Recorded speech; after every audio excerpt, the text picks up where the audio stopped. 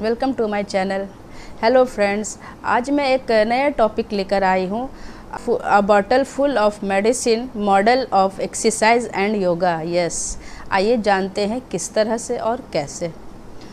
देखिए, जब हम लोग जब कोई भी बीमार पड़ते हैं और दवा लाते हैं तो उसमें लिखा रहता है कि before use shake the bottle before use, है ना। तो क्यों लिखा रहता है? क्योंकि उसमें जो मेडिसिन रहते हैं, जब तक हम लोग शेक नहीं करेंगे तो वो जो मटेरियल होते हैं जो हमारे जिस्म में जाकर फ़ायदे करेंगे वो नीचे जमे रहते हैं। तो जब हम लोग शेक करते हैं तो वो पूरा डिज़ोल्व हो जाता है, वो ऊपर में पानी जम जाता है, नीचे में मटेरियल आ जाता है। तो जब हम लोग शेक करते हैं तो फिर हम लोग जब उस मेडिसिन को यूज़ करते हैं तो वो हमारे जिस्म में फ़ायदे करते हैं। तो ठीक इसी तरह से इंसान का जिस्म भी होता है। किस तरह से, आइए देखते हैं। जैसे जब हम लोग योगा करते हैं या एक्सरसाइज करते हैं तो हमारा जो बॉडी है वो पूरा डिटॉक्सिफाई होता है। किस तरह से होता है?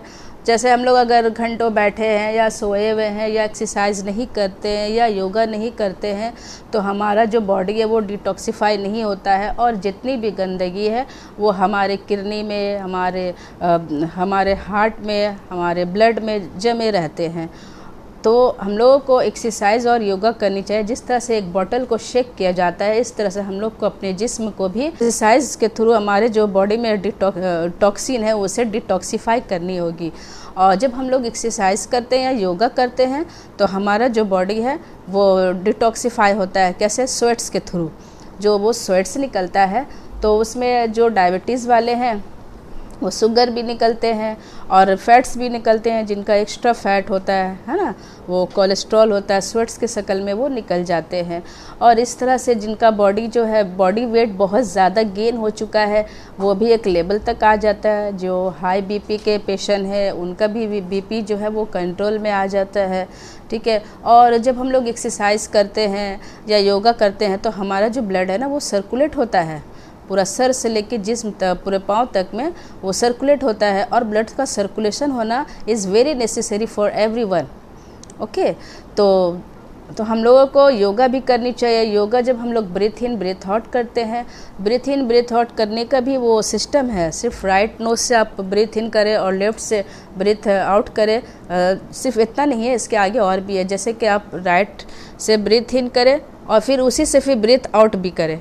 ब्रीथ इन ब्रीथ आउट, फिर दूसरे नोज से ब्रीथ इन ब्रीथ आउट, इस तरह से आप 5 टाइम करें। उसके बाद फिर राइट नोज से ब्रीथ इन करें, लेफ़्ट से ब्रीथ आउट, इस तरह से करनी होगी। तो इससे क्या होगा कि हमारे जो लंग्स है वो स्ट्रांग होंगे और सांस लेने की जो कैपेसिटी है वो ज़्यादा बढ़ जाएंगे। लंग्स में क्या होता है, हवा की थैली होती है, तो वो स्ट्रांग जितने होंगे उतना ही हम लोग अच्छे से सांस ले पाएंगे, हम लोगों को सफोकेटिंग नहीं होगी। और बॉडी में ब्लड का सर्कुलेशन होना इज़ वेरी नेसेसरी।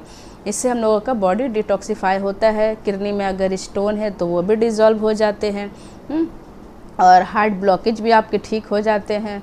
तो जिस तरह से एक बॉटल को शेकिंग किया जाता है ना, उसी तरह से इंसान को भी एक्सरसाइज के थ्रू अपने बॉडी को डिटॉक्सिफाई करने की है। तो आज मैं इस मॉडल के थ्रू समझाने की कोशिश की हूँ। आई होप आप लोगों को अच्छी लगी हो वीडियो और ये मॉडल आप लोगों को समझ में आई हो और पसंद आई हो ये वीडियो।